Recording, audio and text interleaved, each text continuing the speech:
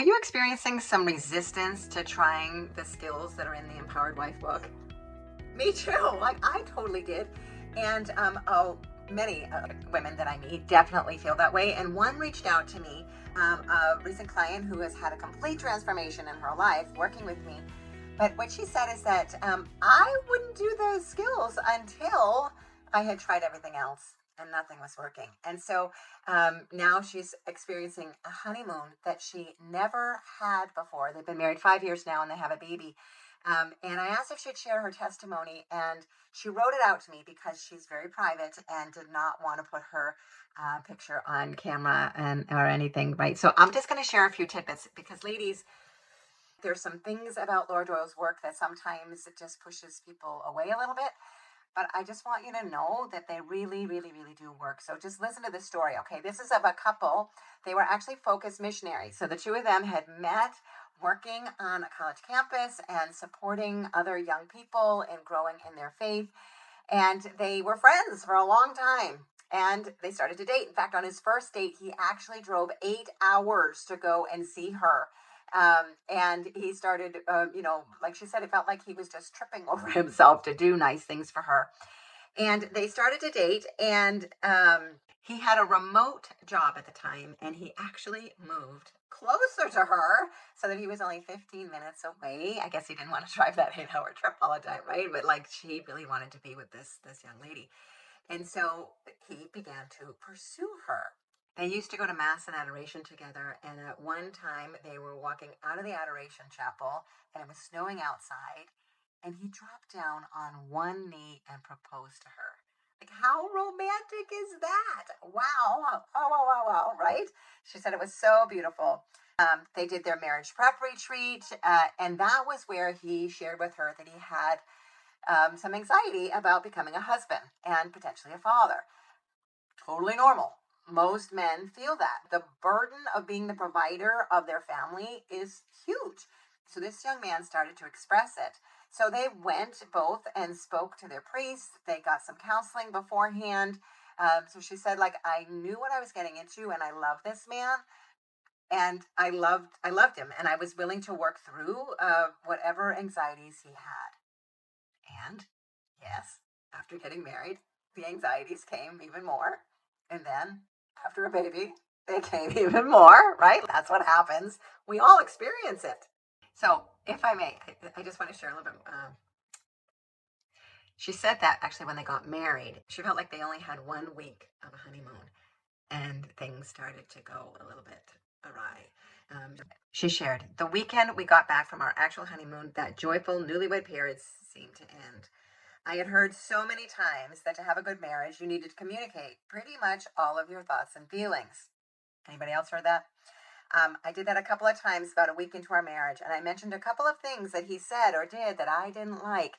And my husband said that it made him feel like he wasn't a good enough husband. Hmm. And we were only a week in. He had already been struggling with some anxiety and a little bit of depression, and this really seemed to make it worse and triggered more serious depression for him. I remember one day after we both got home from work, not long after we had been married, she said, I was still that starry eyed newlywed and, of course, wanted to spend time with my husband. He was watching TV. Hmm. And I asked if he wanted to go for a walk, which is something that we often used to do. And he flat out said, no. What? Right? And he didn't give any other suggestions of something that they might do at all. He was withdrawing. She said, and then I remember another night when we were watching TV and I asked for a back massage. He reluctantly did it for a couple of minutes and then stopped and said, you're in the way of the TV. You're blocking the TV. They're honeymooners, right? Ladies, this is often something, this is like a red flag that we start to see. Our men start to pull away. They're pulling away, they're withdrawing, they're self-protecting. We don't see it that way though, right? Like we see it as, oh, what's wrong with him? Like what's wrong with him? Why is he there? Yeah, he's more interested in TV than he is in me. And then we withdraw and we get upset. We make it mean that we're not good enough. And then the conflict starts, but it's a withdrawal. It's a disconnect model, as I say with my clients, right? So she said it was like I was married to a completely different person than the man that I had said yes to on our wedding day, right? I've said this before. We think that when we get married, it's going to be all just that starry-eyed, wonderful wedded bliss for the rest of our lives together. And it's a wonderful thought. Oh, yes, we want to hold on to that thought. But there's a reality to life whenever you're bringing two uniquely different people together, even if it's roommates in college, right? It's not easy. And especially when you're coming together in a very intimate ways in marriage. And then you add babies and the stress of that and no sleep. And you wonder why people get stressed. And I just heard of another young couple with two little ones. And the baby, I think, is 3 months old. And they're separating. And it's like, no. This is the time when there's just so much else going on. We need to see the signs and make changes. And I'm telling you, the skills work. And when the people who work with me, I'm also teaching mindset work, all about managing your mind, like St. Paul tells us to capture our thoughts. But none of us know how to do that. I'm teaching ladies how. I just had another lady message me this morning who's taking a break from our group coaching. Totally okay. There's no contract in group coaching. She said, I just want to tell you that the mindset work that you added to all of this for me and teaching me how to manage my thinking, I can't thank you enough. Like she just said, you've completely changed my life. And I'll see you again. So I love that. The idea is that you're not going to work with me forever, right? The idea is that you're going to be empowered to be able to take on your life in a big, big way. So this young lady also wrote, she said, for quite a while, it felt like we were roommates. Maybe less than even friendly roommates. One of the biggest challenges of our marriage was about 3 months in. We stopped having physical intimacy. Stopped 3 months in. And they went 2 years without it. Something's off there. Don't struggle with that. Reach out. He felt like a failure as a husband. He was depressed. And his drive was gone. Right? Because of this, we also didn't start a family for much longer than we had originally wanted. So all of her dreams, all of their dreams were starting to go down the tube. For a long time, probably at least the first year of our marriage, I cried pretty much every day. So sad, right? So I went to a marriage counselor on my own, and my husband did one session with me as well. Tip. Guys don't like going to therapy. They don't like going to counseling. I know you can force them to go. I did. I dragged my husband to many therapists over the years. And they either, if we weren't fighting when we got there, we were always fighting when we left because how are things going? How was the last week? And I saw that as permission to be able to let it all out. Everything that he had ever disappointed me with for the last week, how things weren't going. And the poor man, well, most men tend to live in today. They do a really good job of living in today. We as women tend to keep a list of all the things and the ways that they annoy us. And so I brought all that up. So I bring it all back up, which is something I tell my clients, right? We want to live in today, which men do so well, but we brought the past in. And then I ruined today. Ruined today, and it was ruining the future. So always stay in here. My husband was actually leading the way the whole time, but those therapists would either quit on us, tell us the last Scotland one had told us that we were going to end up divorced. And nope. Laura Doyle's work completely turned that all around. Thank you, Laura. And so I just want you to know, right, there is another way. So this poor young lady crying every day, feeling like her marriage was probably, I don't know, going to go down the tubes. He was going deeper and deeper into depression. And then they started therapy. And she said, my counselor told me that he didn't know if my husband had the capacity for marriage. What? Of course he does, right? Of course he does. And he said, no. Few couples come back from separation. Disconnecting is not the way to create a connection, right? The work that we're doing here is figuring out how do we stay connected even when it's hard. How do we stay connected? It can be done with the right coach, with the right skills, with the right community around you so that you can master those disconnection thought models to come back together, all right? That's why the women on my campus are having such tremendous success. She said, thankfully, I didn't listen to him and didn't have any more sessions with him. So yay for her for knowing to get the heck out of there. And you want to be careful whoever you work with. Even a Catholic counselor sometimes do recommend divorce. I'm never going to tell you what to do. You are always the expert in your life, right? It is always you that's going to make your decision. At some point around, she said, I had discovered the Laura Doyle's intimacy skills for the first time, and it gave her some hope. Many other approaches seemed to be focused on what the other person needed to change. But these were about what I could do. And that's the difference, ladies. And people will say, well, you're letting men off the hook. No, they have their work to do. They do. But it's not our job to go fix them.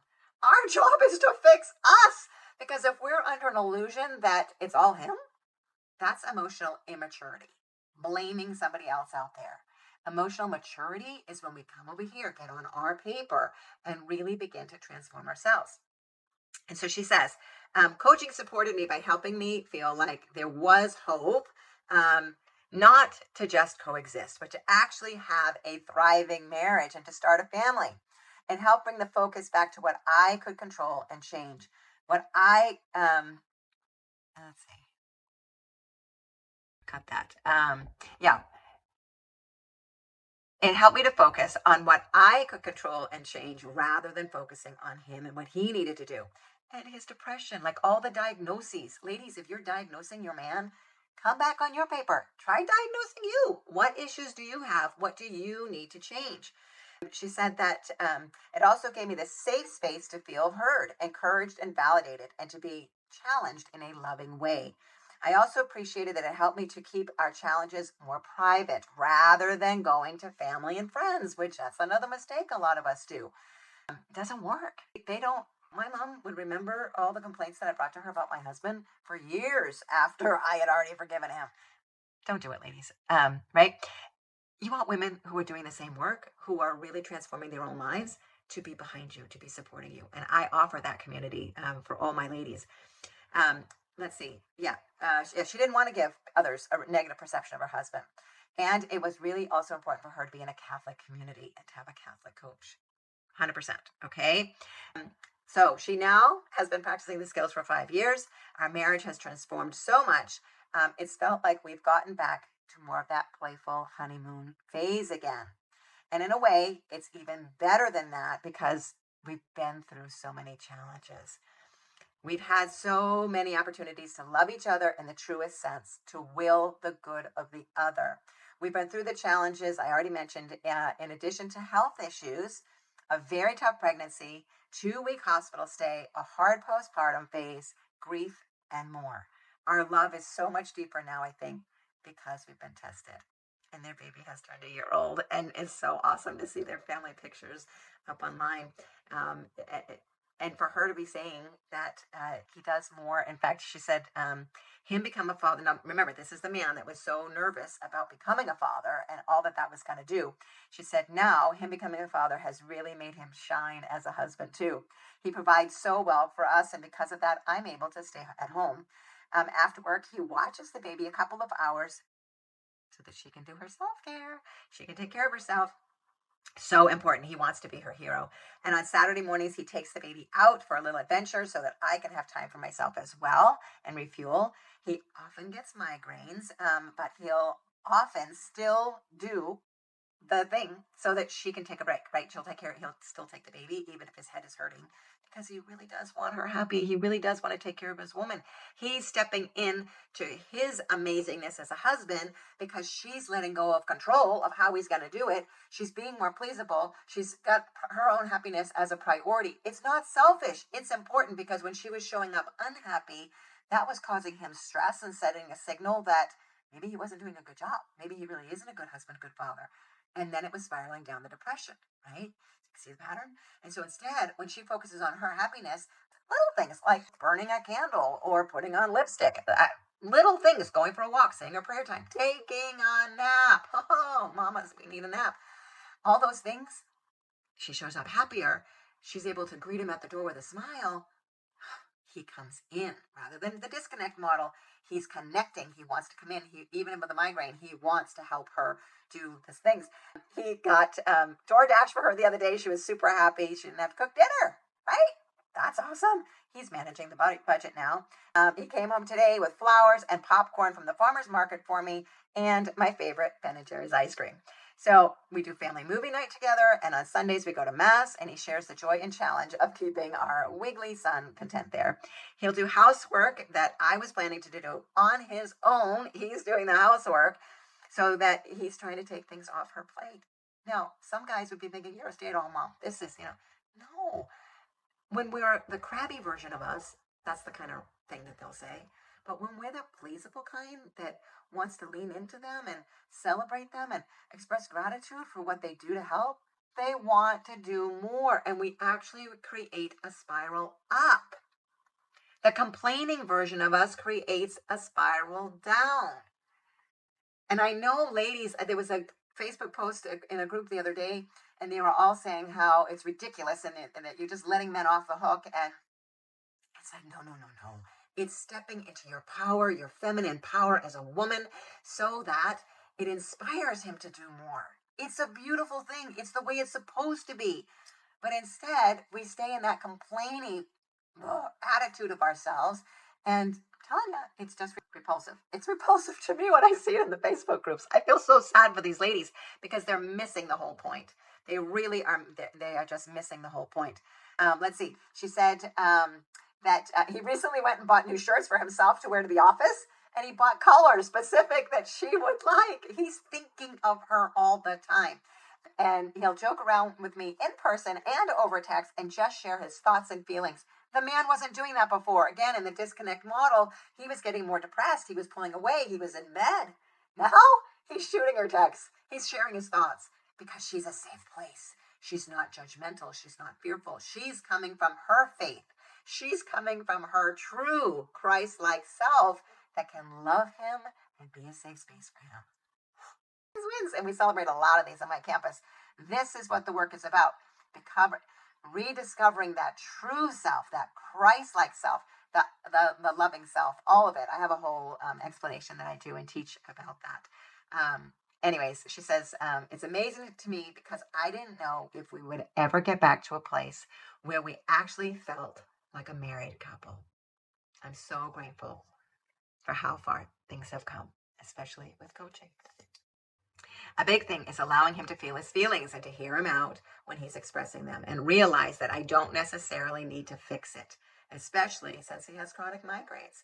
Sometimes I feel helpless because I can't do more for him. But in our marriage in particular, I have found that it's really helpful if I just hear him out and maybe ask, is there anything I can do for you? And if he says no, it's okay. She trusts that he'd tell her if he wanted to, right? If there was something there that she could do. Another thing has been recognizing that I get overwhelmed relatively easily. So she's on her paper. She's recognizing what's going on for her. So working on that in myself and working on expressing when I can't take on more, when I need help has been good, so that she's learned how to express her desires in a way that inspires him, and rather than complaining and pushing him away, okay? And in that, trying to take time for self-care. It can be hard to do that as a young mom. That's another thing in this Facebook group. The ladies were saying, oh, these skills can't work with, if you've got little babies, little kids, this stuff doesn't work. Wrong. 100%. I have mamas with 13 kids. It works. And not just works, but it's essential. You've got to take care of yourself, ladies. It is not your husband's job. It is essential that you take care of yourself. So she makes sure that she gets her daily prayer in. See, it doesn't have to be hard. You're going to do it anyways. Receiving whatever he offers or whatever somebody else might offer for help. I don't always do this well, especially with help around the house, because I sometimes struggle accepting how he does chores, right? We don't always like how they do it. Let it go, ladies. That's the piece of relinquishing control. If he puts the dishes in a different way, it's okay. If you feel like you really have to change it later, but don't do it in front of him, okay? It's just going to send him a message that he's doing it wrong and he'll stop, okay? If you wonder, that's another clue.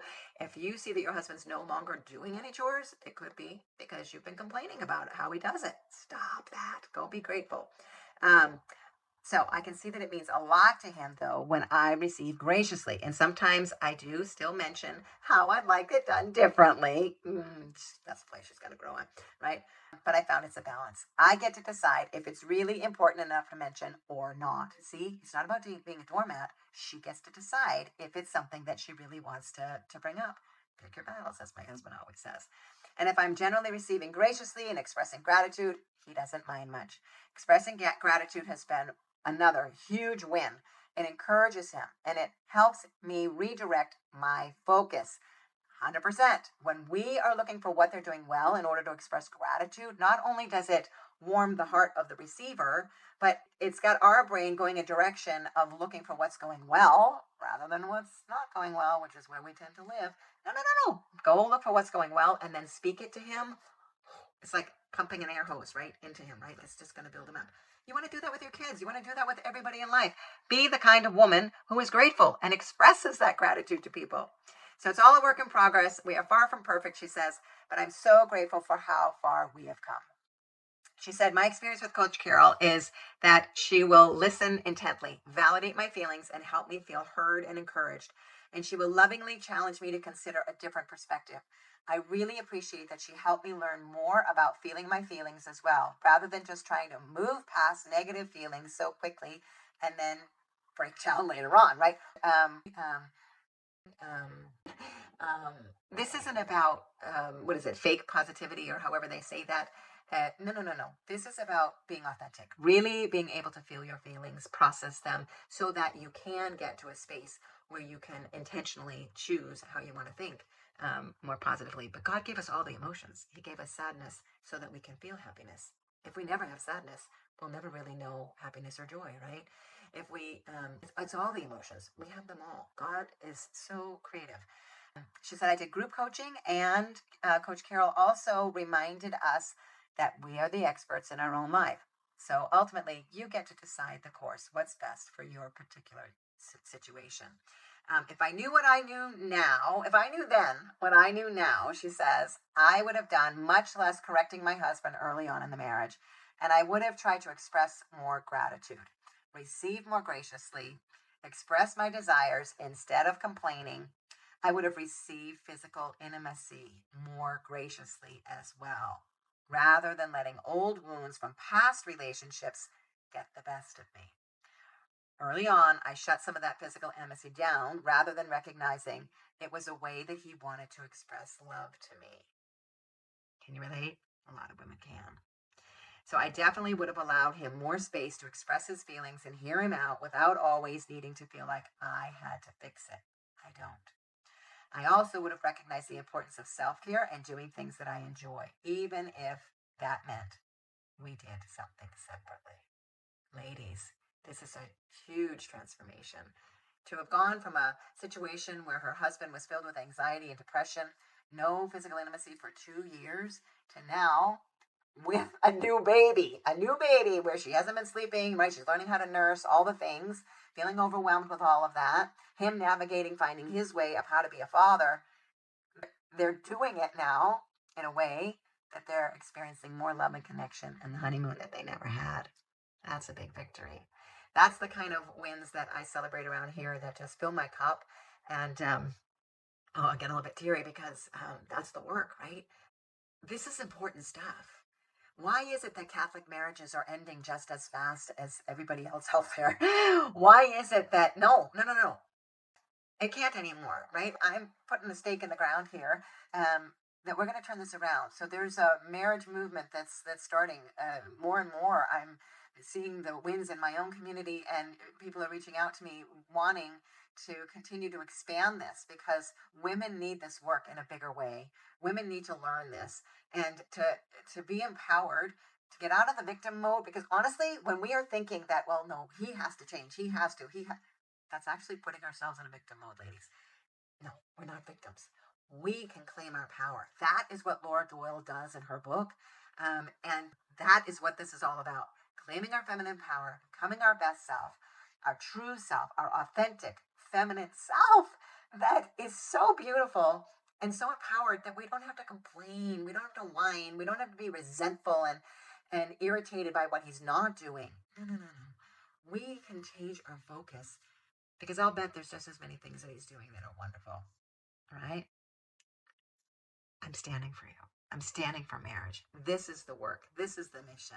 Come and join me. Sign up for my 10-day, it's a free 10-day email course that begins to teach a lot of this work to be able to get on the right path to transforming your marriage and becoming irresistible within yourself. And the first step is learning how to love you, right? Because we can't love others until we can love ourselves. And you can check out my website. You can schedule a free call. I'm happy to talk with you and explore your situation. CreateMyHappyMarriage.com. Be sure to subscribe. Share my videos in Facebook groups, especially those where you see a woman post and she's having a hard time. And then there's a slew of posts that are like, oh, that book doesn't work. And it does. 100% it does. And you know what? What have you got to lose trying? What have you got to lose? I had originally found the book 10 years prior, but there were no coaches, there was nothing available at that time. Went on my bookshelf because nobody in my women's group would read a book called The Surrendered Wife. 10 years later, I find this work through a Facebook ad. And then I was like, oh, my gut told me then, the Holy Spirit's telling me now, do this work. And it saved my marriage. It saved my marriage. And then becoming a coach, I know it has saved, I have a whole binder full of success stories. It has saved thousands of women's lives, right, and marriages. And so then it's not just our lives, it's our kids' lives.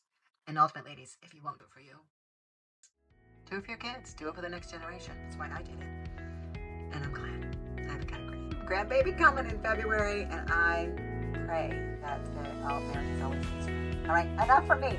I love you all, and I am standing for marriage. Reach out. Don't suffer. Don't struggle. When you start to see some of those red flags, reach out. Okay? God bless.